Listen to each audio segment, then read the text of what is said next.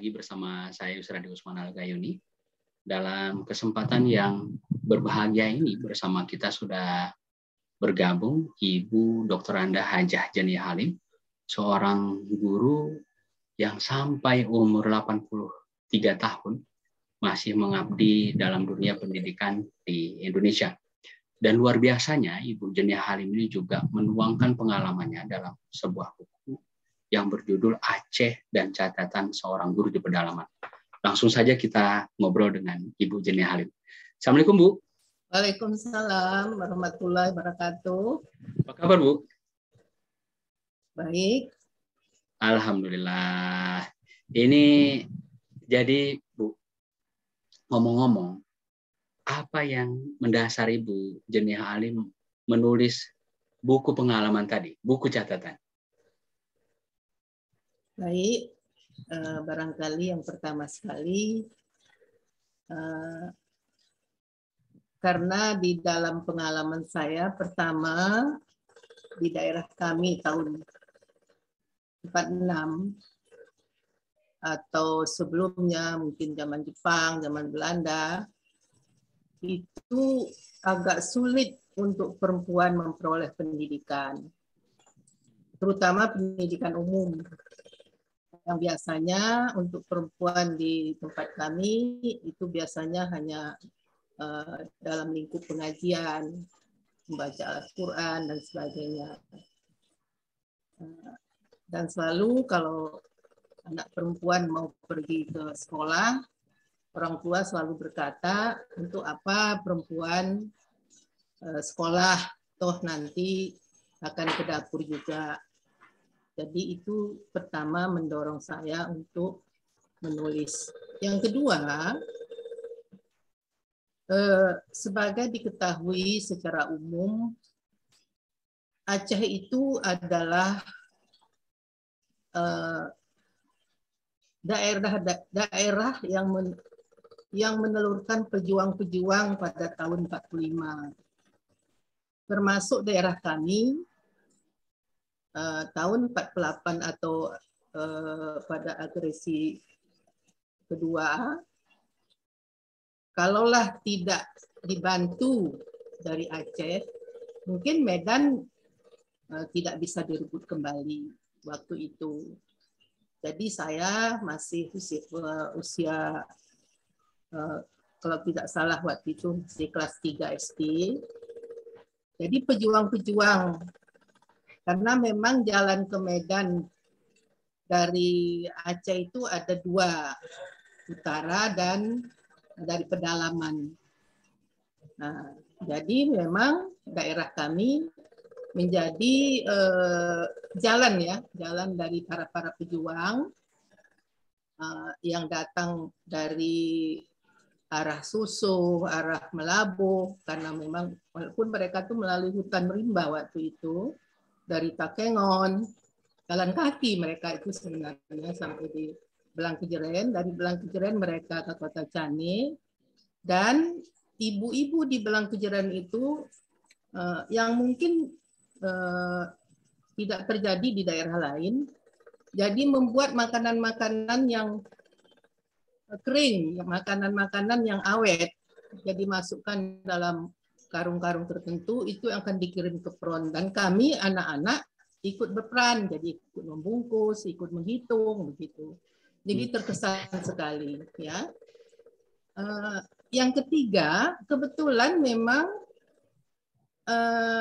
desa kami itu, desa saya, yang dalam buku saya sudah saya jelaskan bahwa di tepi Kerung Teripa itu berhulu di Gunung Loser, barangkali sudah tahu semua, ya. Gunung Loser itu di mana, dan bermuara di Susuh dekat Melabuh itu. Nah, jadi apa namanya, daerah yang memang jadi pengungsi-pengungsi dari Medan itu waktu itu banyak ke Belangkejeren yang dari Medan. Mereka melalui, lalu saya ingat betul waktu itu yang dari Karo, dari Medan. Nah, di dalam nuansa kita persatuan yang didengung-dengungkan oleh banyak orang, kita udah melakukannya. Mereka kita tampung tanpa kita tanya mereka suku apa, mereka agama apa, begitu. Jadi semua kita tampung. Itu yang membuat, maksud saya, supaya kita, walaupun kita di pedalaman, di desa, barangkali banyak orang tidak tahu ya daerah kita di mana. Nah, itulah yang mendorong saya untuk membuat buku ini. Karena memang semangat-semangat kemerdekaan itu sangat-sangat disampaikan oleh guru-guru kami. Ya, dalam buku itu saya juga cerita bagaimana waktu misalnya para pejuang-pejuang yang dari Takengon, yang dari Susuh berpidato di sekolah-sekolah, dan kami dibolehkan oleh guru untuk mendengar. Jadi di sini di dalam catatan saya itu, saya merasakan betapa peran guru waktu itu di pedalaman ya, untuk membangkitkan semangat kemerdekaan. Jadi rasanya rasa nasionalis itu sudah sangat tinggi waktu itu pada kami ya. Dan waktu itu di daerah kami itu setiap 17 Agustus itu selalu ada pertandingan kesenian, tapi nuansanya itu nuansa perjuangan, syair lagunya, pantunnya, segala macamnya itu kaitkannya dengan perjuangan Surabaya, pertempuran di Kalibata, dan sebagainya, dan sebagainya. Saya waktu itu kan tidak pernah terbayang bahwa akan pernah saya ke Surabaya, akan pernah saya di Jakarta, ya, nggak terbayang sama sekali. Nah, satu hal lagi, kiat-kiat guru yang saya sampaikan di situ adalah bagaimana membangun semangat murid. Nah, jadi guru kami itu tahu persis bahwa perempuan di daerah saya itu nggak boleh sekolah. Jadi satu ketika, yaitu barangkali secara kebetulan saja ya, pesawat yang diberi oleh Aceh, pesawat Selawah itu, jadi kami waktu agresi kedua itu kan sekolah semua buat isinya gedung ya, untuk tempat persembunyian. Jadi itu selalu diingatkan, kalau nanti ada bunyi pesawat, masuk ke gedung itu. Kalau misalnya di rumah, kalau ada lampu atau apa cepat dimatikan. Itulah diajarkan oleh guru-guru untuk perlindungan. Ya. Jadi waktu itu kami sedang belajar, tiba-tiba terdengar bunyi pesawat. Kami masuk gedung, tapi guru saya yang kebetulan paman, yang namanya Ahmad Ludin, dan beliau juga berkecimpung di dunia pendidikan. Jadi keluar katanya. Itu pesawat kita, lihat tuh bendera merah putih di dadanya. Memang betul terbangnya rendah, ya pesawat itu. Kita senang sekali melihatnya. Lalu guru saya yang juga paman mengatakan, coba kamu lihat itu. Kamu tahu siapa yang dalam pesawat? Dia bilang, itulah Maria Olva Santoso, Meister pertama di negeri Belanda. Wah, kan mendengar perempuan begitu jadi Meister di Belanda ya. Kita orang desa begitu. Nah, disitulah muncul semangat. Jadi muncul tekad saya, apapun. Karena saya sebenarnya termasuk anak yang manja karena cucu pertama dari kakek saya. Tapi kemanjaan itu dapat saya atasi dengan niat mencapai cita-cita. Jadi ini barangkali untuk yang muda-muda ini ya, bagaimana kami berjuang dulu, artinya tekad berjuang. Jadi saya karena di desa tidak ada kelas 4 SD, jadi kelas 4 itu kira-kira umur 10 tahun lah ya. Itu sudah pisah dengan orang tua. Jadi ya kalau berani sekolah ya pisah dengan orang tua, umur 10 tahun berarti sudah pisah, coba bayangkan. Ya. Kadang-kadang jadi menahan rasa rindu kadang-kadang. Jadi pulang sebulan sekali. Ya. Dibolehkan paman pulang sebulan sekali, tidak boleh sering-sering pulang. Karena takut nanti terpengaruh, nggak bisa jadi sekolah. Ya. Nah, kebetulan waktu itu di kelas 6 saya itu kami cuma berempat perempuan, yang lain laki-laki. Dan kami waktu itu, karena kalau tidak salah, waktu itu pindah provinsi dari Aceh ya. Jadi Aceh itu hanya jadi residen, kalau tidak salah ya. Saya ingat, provinsinya di Sumatera Utara. Jadi ujian kami itu diperiksa di Sumatera Utara. Jadi bukan bukan sembarangan ya waktu itu.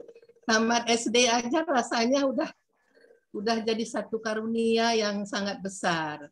Dan guru-guru waktu saya di kelas 4, karena itu memang sudah akhirisi kedua dan banyak fungsi, kami juga sering diajari lagu-lagu kebangsaan, lagu-lagu perjuangan dari saudara-saudara kita dari Karo waktu itu ya.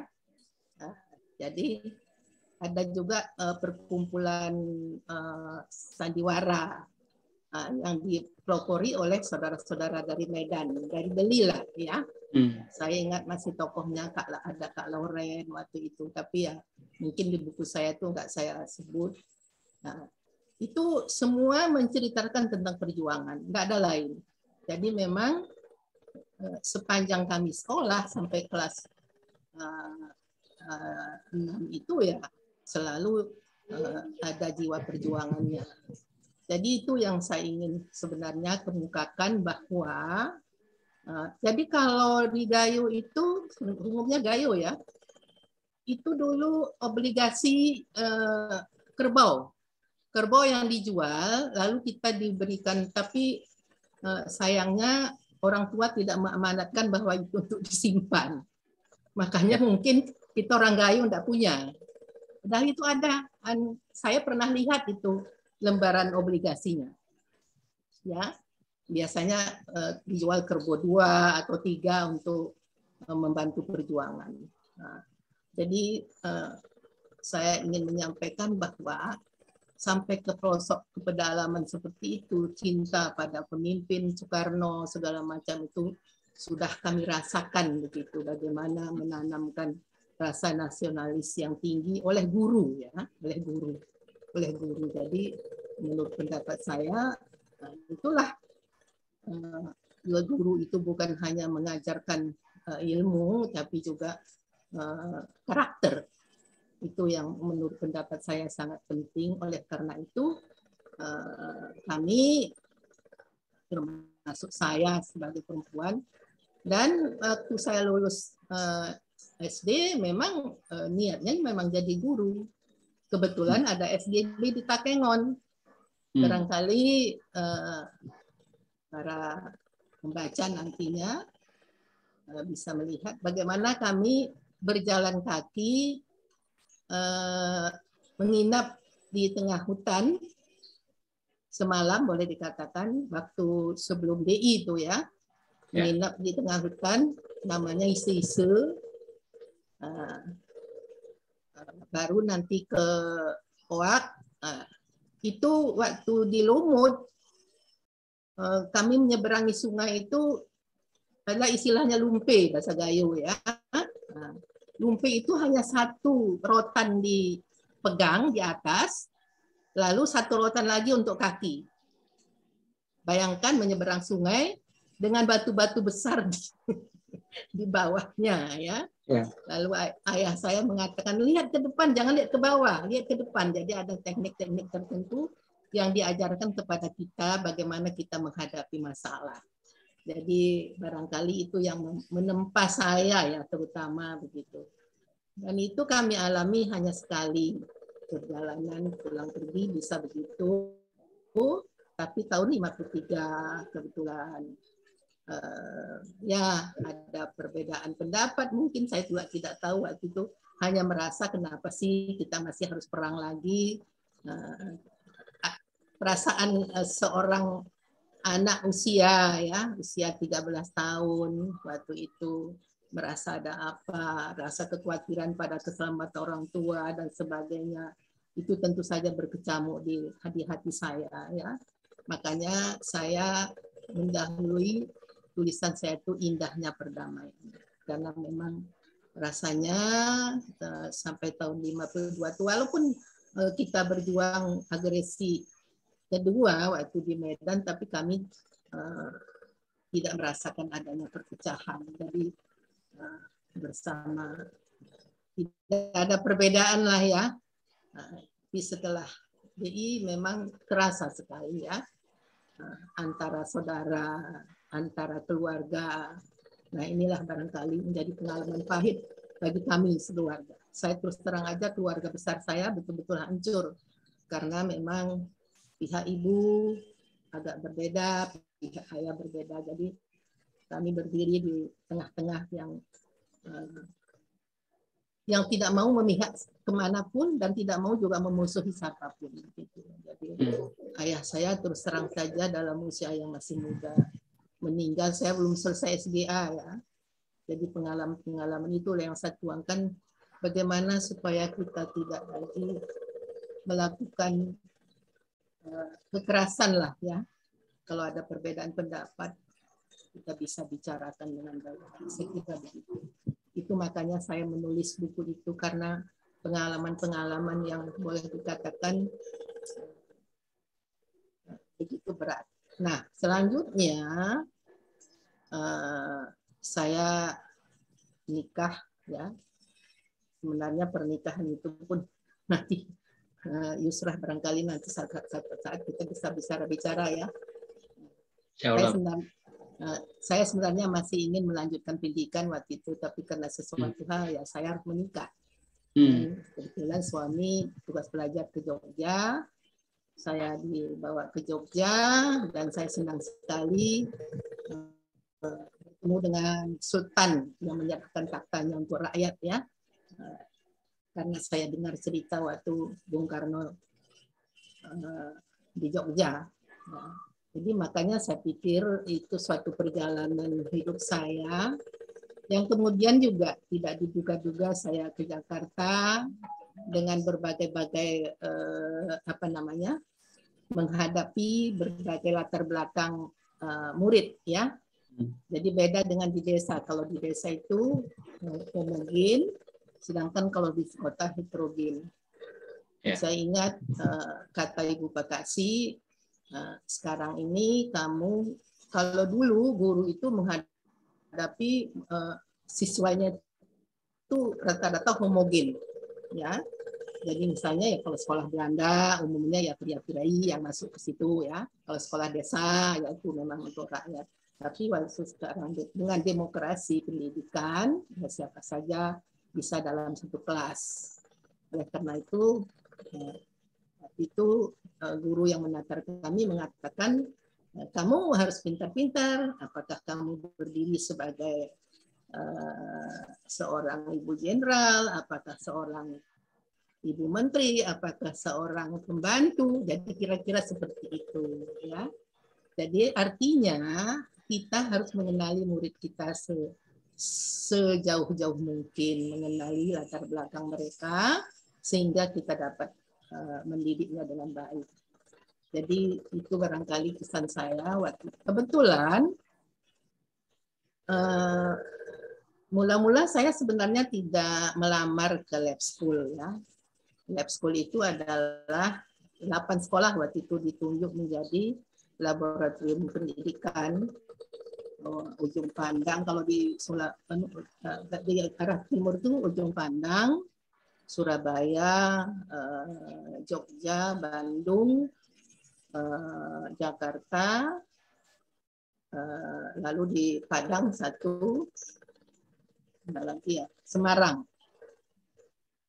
satu kalau tidak salah. Pokoknya ada 8 IKIP ya, 8 IKIP waktu itu mengadakan sekolah laboratorium, lalu kemudian dititipkan IKIP Jakarta ya Bu ya? IKIP Jakarta. Ya. Jadi sekarang kan ubah jadi UNJ ya. UNJ. Ya. Nah, sekarang kalau dulu tuh ikut Jakarta.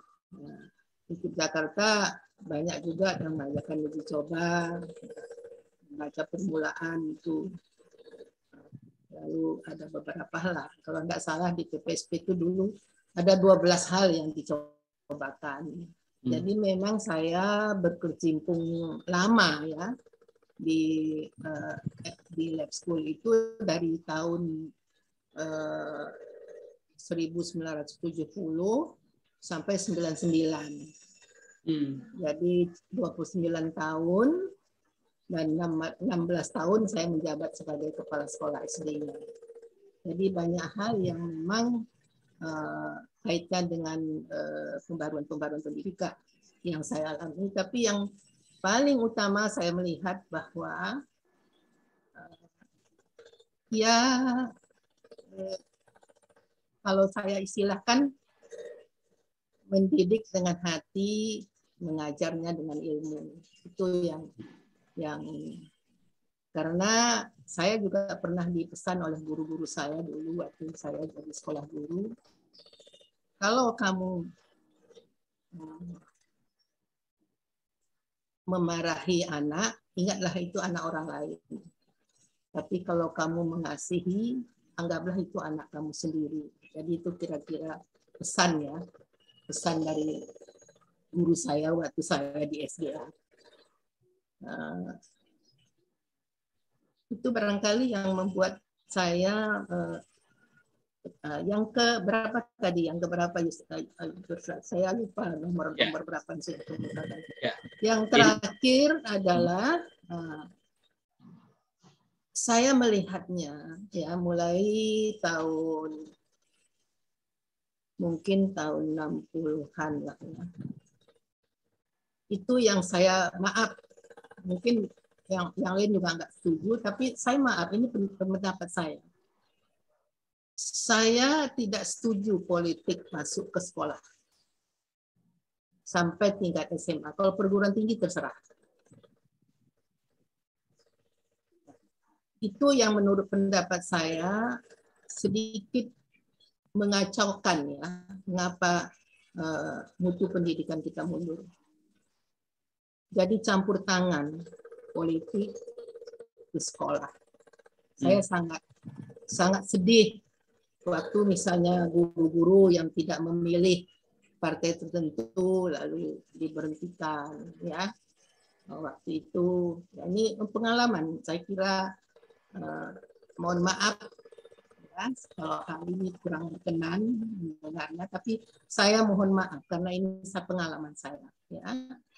Jadi kalau bisa ya kalau memang mereka mau organisasi siswa itu biasa ya, tapi jangan sampai masuk ke hal-hal yang politik. Karena dulu zaman-zamannya Bung Karno, zamannya Pak Harto, itu kan ada misalnya dari tingkat mahasiswa sampai ke pelajarnya ada. Sehingga nanti kalau muridnya tidak sejalan dengan gurunya, berapa banyak kita lihat muridnya melawan gurunya. Bahkan pernah sekali saya dengar di Takengon ada yang sampai menusuk gurunya, ya itu kan saya kira sesuatu hal yang sangat menyedihkan. Itu yang saya harapkan. Jadi biarkanlah, karena guru itu sebenarnya sama dengan palang merah kalau menurut pendapat saya. Ya. Kalau ada orang luar negeri yang mau masuk sekolah kita, ya kita harus ajar. Itulah. Lalu itu kan 2005 baru saya selesaikan buku itu. Ya.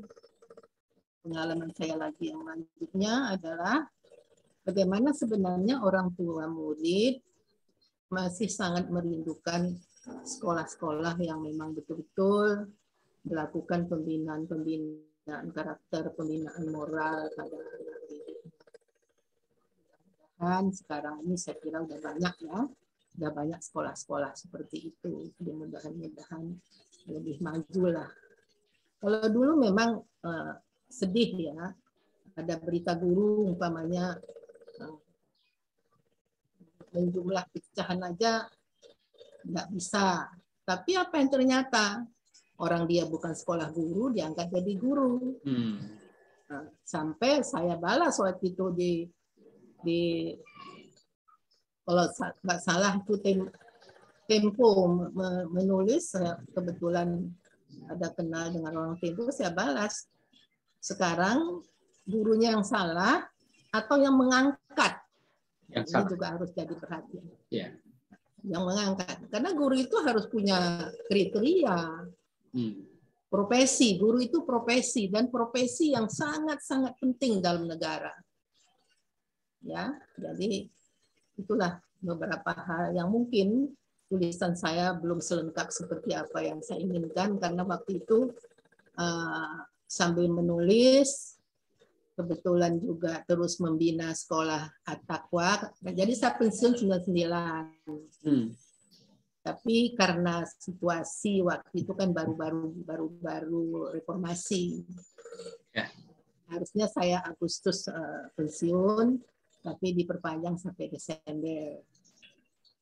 Kalau enggak karena suami sakit, mungkin waktu itu juga saya belum boleh melepaskan sekolah, tapi waktu itu suami saya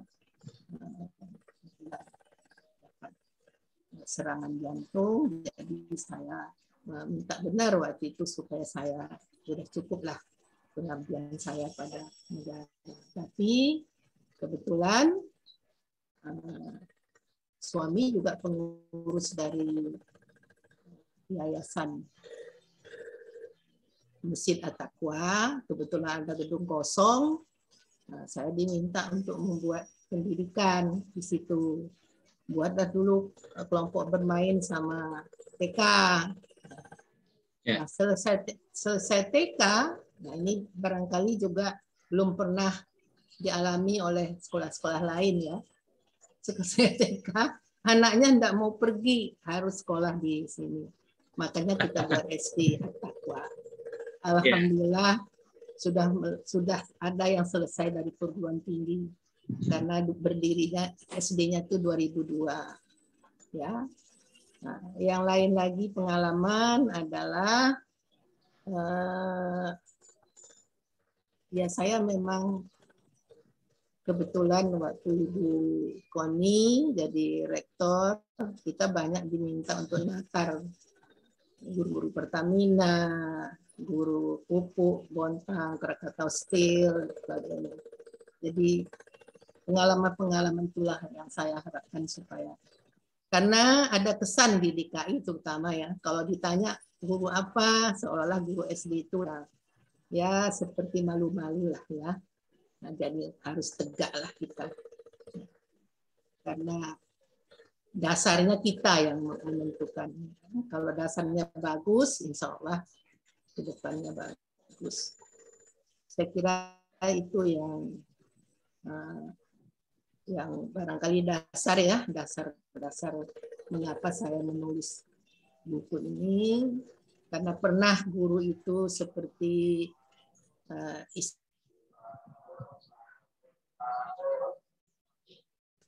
seolah-olah dianggap sandal jepit, jadi saya kok rasanya sedih sekali. Dan ada juga yang menulis bahwa selamatkan perahu pendidikan yaitu SD. Jadi itulah sekilas barangkali ya, Yusradi, yang bisa saya sampaikan.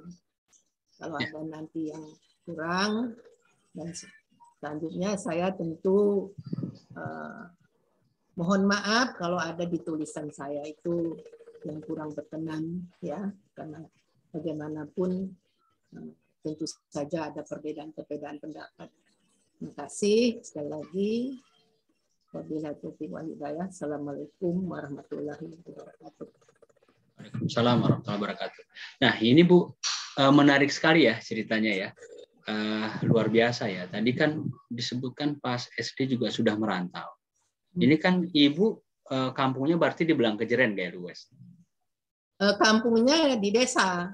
Ya, di Belang Kejeren itu Kuidanaan dulu. Kalau sekarang ya. jadi kabupaten. Hmm. Nah, jadi kita 20 kilo lah 20 kilo dari Belang Belang Kejeren. Kejeren. Ya. Itu Tepatnya jalan di kaki. Mangang. Mangang. Kampungnya Mangang. di Mangang.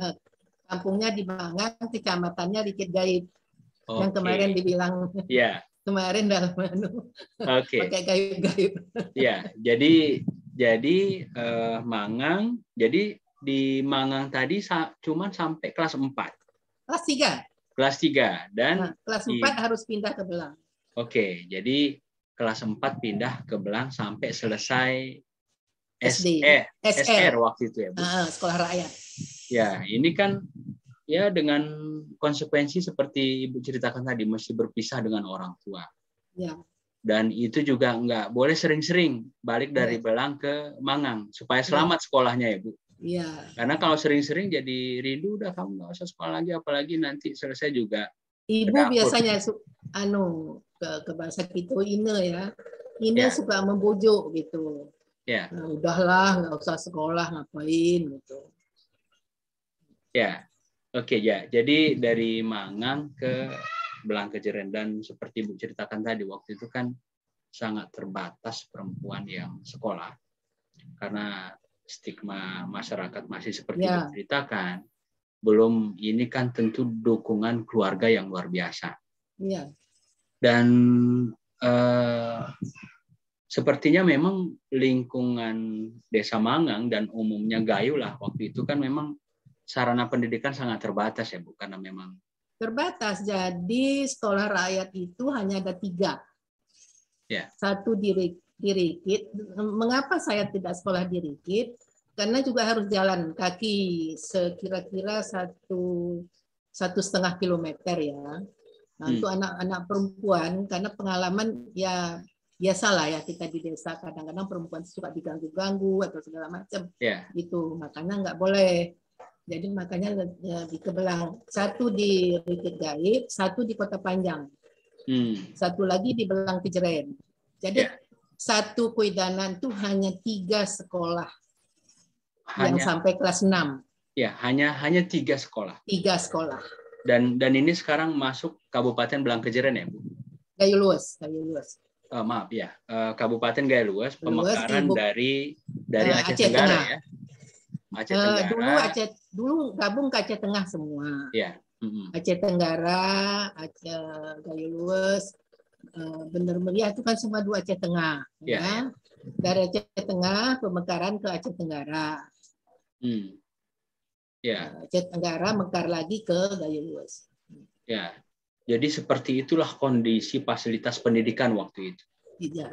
Nah, dengan kondisi masyarakat yang memang jarang bersekolah, tentu ini kan keluarga Bu Jeniah ini luar biasa nih. Untuk mendukung anaknya, kemudian melepas anaknya yang masih SR begitu, jauh. Jadi bisa diceritakan, Bu, ini Ibu Jeniah Halim ini bersaudara berapa orang, kemudian orang tua profesinya apa, sampai mendukung anaknya sedemikian luar biasa. Jadi begini, dari pihak bapak itu anak laki-lakinya itu semua sekolah, termasuk ayah saya itu, tapi dimasukkan ke sekolah agama mengaji. Kalau yang lainnya mengecap sekolah umum. Ya.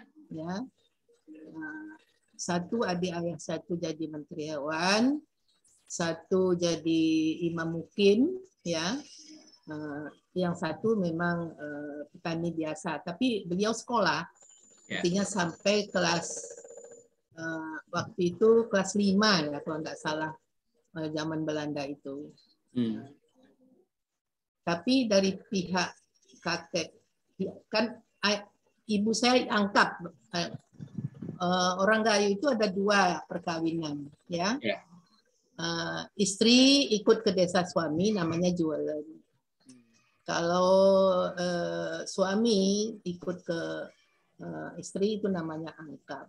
Karena anak kakek saya itu perempuan semua. Ya. Empat perempuan, ya. Hmm. Kami pun perempuan bertiga berturut perempuan. Nah, Ya. jadi kakek saya nggak punya pilihan lain kan selain dari mendidik cucu perempuannya. Nggak punya pilihan lain. Jadi yang mendukung saya itu kakek dengan ayah saya. Ya, ya.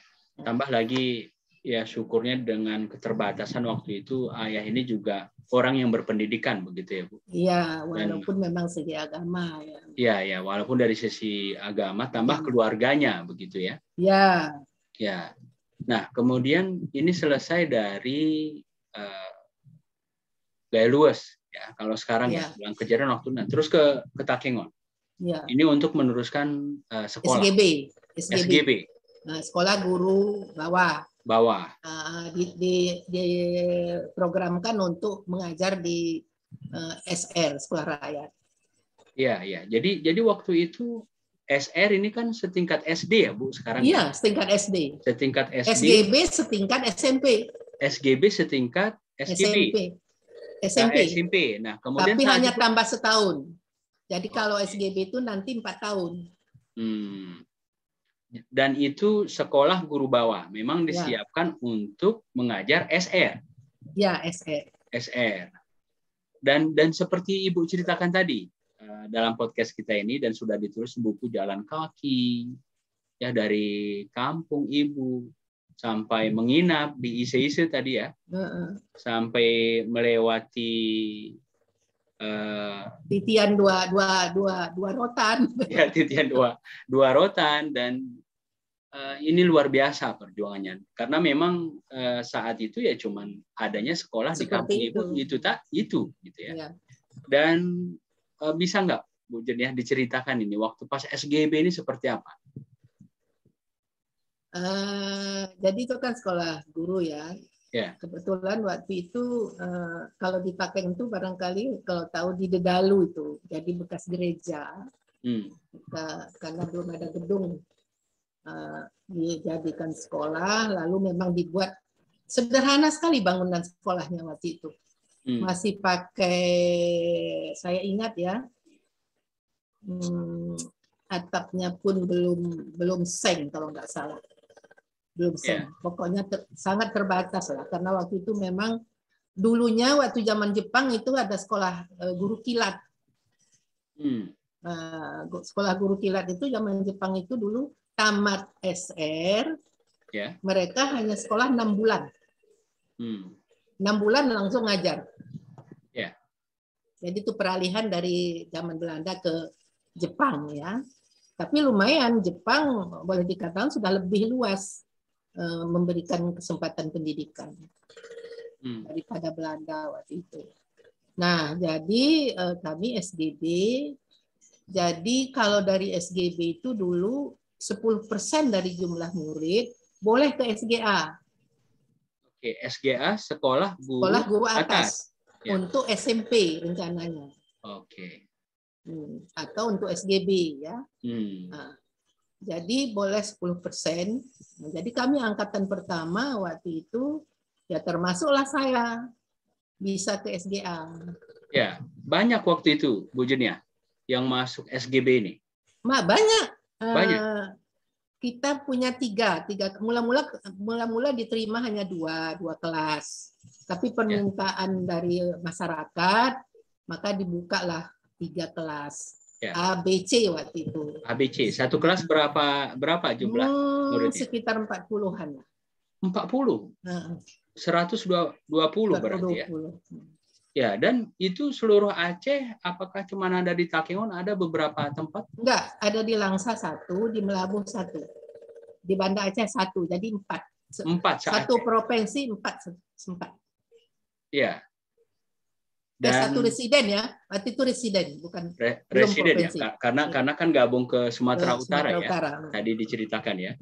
Berarti ya masih sedikit sekali ya Bu ya, waktu itu ya. Iya. SMA itu adanya hanya di Banda Aceh. Ya. Seluruh Aceh SMA-nya hanya 1 di Banda Aceh. Di Banda Aceh. Dan Kota Raja masih namanya. Namanya masih Kota Raja ya. Nah, jadi Ibu angkatan pertama. Nah, kemudian selesai SGB, lanjut ke SGA. SGA. Ini SGA di Takengon juga? Enggak, di Banda Aceh. Oke. Ya. Yusradi tahu bagaimana pengalaman kita naik bus. Jadi kami waktu, kalau sekarang kan ditempuh cuma berapa jam ya dari Takengon ke Banda Aceh. Kalau dulu kita nginap di Biren, nginap di Sigli. Ya. Nah, jadi kadang-kadang turun tuh dari bus, dorong dulu, jalan, atau kalau pokoknya banyak lah ceritanya. Iya, iya. Ya. Ya, jadi oke Bu, sebentar maaf. Jadi itu tamat SGB tahun berapa? Tahun 55. 55. Kemudian nyambung ke SGA. 58 selesai. 58 selesai. Dan itu banyak yang ke Banda Aceh, tentu banyak karena terbatas ya. Karena di kiriman dari Melabu, kiriman dari Langsa, kiriman dari Takengon ya. Kiriman dari Takengon, termasuk juga diterima dari SMP. Ya, ya. Karena waktu itu memerlukan ya banyak, jadi ada diterima dari SMP waktu itu. Ya. Barangkali kenal seperti Pak Mursalan, siapa itu dari SMP mereka. Ya, ya. Kalau kami dari SDB. Jadi ini gabungan seluruh residen Aceh, ya? Ya. Di SGA tadi. Berapa banyak Bu? Kalau masih ingat?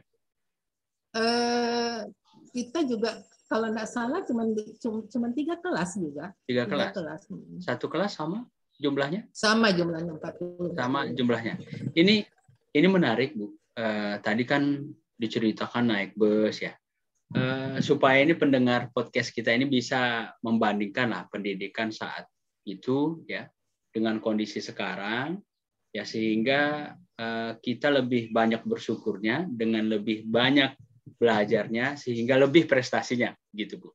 Jadi bisa diceritakan nggak itu Bu, bagaimana dari Takengon itu ke SGA-nya, kemudian seperti apa kualitasnya waktu itu dan kondisinya seperti apa? SGA-nya waktu itu juga belum punya gedung sendiri. Ya. Jadi itu kalau tidak salah entah bekas gereja atau bekas dari angkatan. Karena waktu itu kompleknya di komplek angkatan, di komplek angkatan daerah Peniti, Penayung. Penayung. Jadi dekat jambatan Perak itulah ya. Ya. Kalau dulu ada gedung Teku Umar itu ada apa di situ. Kalau sekarang memang sudah banyak berubah, apalagi setelah tsunami saya udah banyak inilah ya. Yeah. Jadi kami waktu itu diantar oleh guru, karena kami murid ikatan dinas. Langsung ikatan dinas waktu itu? SGB memang ikatan dinas. Oke. Ya. Jadi itulah makanya di dalam buku saya itu pernah saya bandingkan, karena waktu Ibu Megawati mengatakan wah sekarang gaji guru sudah lumayan, tapi saya bantah. Karena waktu kami ikatan dinas waktu itu boleh dikatakan kalau dibanding ya nilai uangnya itu masih lebih tinggi. Ya, dibandingkan masa Bu Megawati Presiden ya. Iya. Ya. Jadi karena kan selama ini sebenarnya ya inilah baru-baru ini kan guru DKI terutama lebih jauh lah ya, makanya saya berikan buku itu satu ke Pak Yusuf Kala lewat ibu kebetulan tetangga Ibu Mutia. Ibu Mutia Hatta itu tetangga kami di sini. Jadi dan kenal baik, kebetulan anaknya pun jadi murid saya. Jadi inilah barangkali ya satu hal yang saya syukuri Yusradi ya. Pertama misalnya bagaimanapun kita kalau di Aceh itu kan bagaimana sih Ibu Presiden gitu kan. Kebetulan waktu nikahnya Sukri ketemu dengan Ibu Megawati sama Ibu Hatta. Ya. Jadi saya merasa kebetulan anaknya cucunya Pak Hatta pernah jadi murid kami gitu kan. Jadi ada sesuatu hal yang rasanya rasa syukur. Dan dengan Ibu Ulfa Santoso, ya ini sekedar ini ya. Jadi kita ada lomba pidato di BKW waktu itu. Saya atas nama Musara Gayo waktu itu, masih nama Musara waktu itu. Pidato, saya Ibu Ulfa Santoso betul jadi juri. Dan saya dapat juara 2 waktu itu. Rasanya satu kebetulan ya. Artinya sesuatu yang saya bayangkan dulu, bagaimana sih hebatnya apanya gitu. Ketemu dengan Ibu Maria Ulfa Santoso. Jadi kami ke Banda Aceh karena kami ikatan dinas. Jadi ada 10 kami waktu itu. Saya masih sebenarnya dikirim Pak Nasution. Jadi Pak Nasution itu juga boleh dikatakan sangat perhatian. Ya. Jadi angkatan kami yang tidak diterima di SGA, dia kirim ke beberapa tempat. Ada yang ke Medan, ada yang ke Surabaya, ada yang ke Jogja waktu itu. Nah, ada beberapa lah teman-teman yang memang habis kalau dipikir-pikir umur 18 tahun sudah harus ngajar kan? Ya. Kalau tamat SGB itu 15 tahun. 15 tahun, ya. 15 tahun harus sudah ngajar. 15 atau 14 tahun kan? Kan itu sesuatu hal yang masih ya mungkin belum lah ya, belum matang sebagai guru. Makanya beliau kirim, walaupun waktu itu ikatan dinas sebenarnya kan nggak boleh sembarangan juga, tapi nggak tahu perjuangan beliau waktu itu ya. Nah, jadi kami ke Banda Aceh diantar guru. Kebetulan kan di asrama. Jadi kami di asrama. Ya, gitulah. Secara pelan-pelan menyesuaikan diri. Tapi kalau teman laki-laki, kebanyakannya itu mereka istilahnya kos atau apalah ya. Karena tidak ada khusus asrama putra. Yang adanya cuma asrama putri. Ya. Oke, jadi, baik. Guru kami waktu itu ada juga yang PTM. Jadi kalau dulu SGA itu diajar oleh lulusan B1 istilahnya. Jadi dulu aturan pendidikan itu sebenarnya jalur ya. Jalur peningkatan pendidikan itu sebenarnya sudah sangat teratur. Jadi misalnya kalau dia punya nilai 7 ke atas rata-ratanya, dia boleh 2 tahun ngajar, lalu nanti melanjutkan lagi. Itu B1 kalau dari SGA. Jadi B1 nanti ngajar SGA atau SMA. Dulu. Tapi ya sekarang kan udah ada IKIP, udah ada semacam.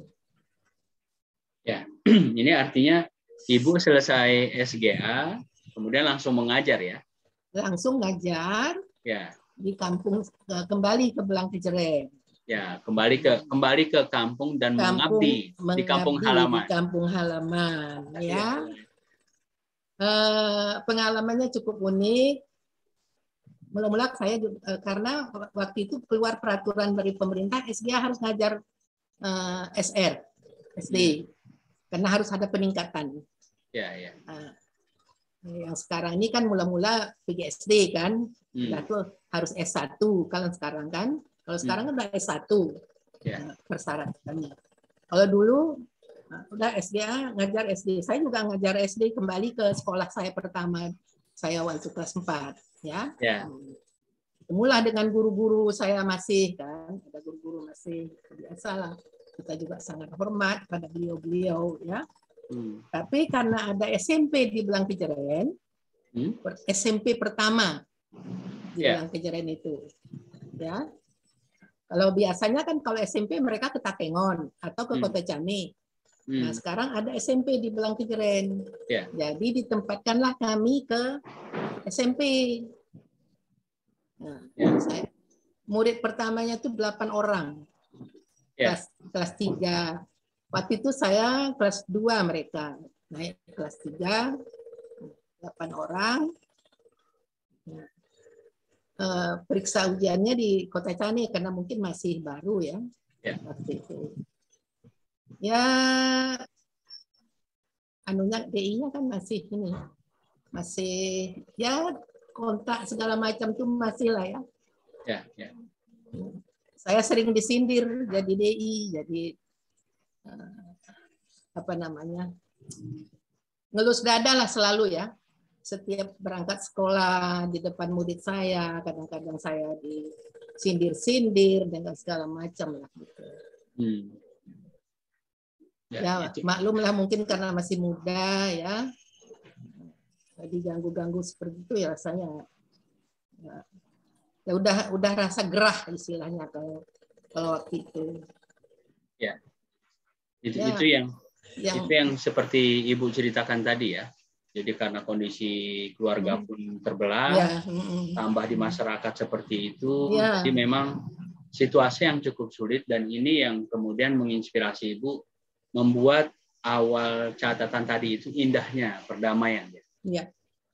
Ya, nah kemudian selesai dari tadi kan kembali ke kampung halaman Ibu. Nah selesai dari kampung halaman kemana lagi Ibu ditugaskan?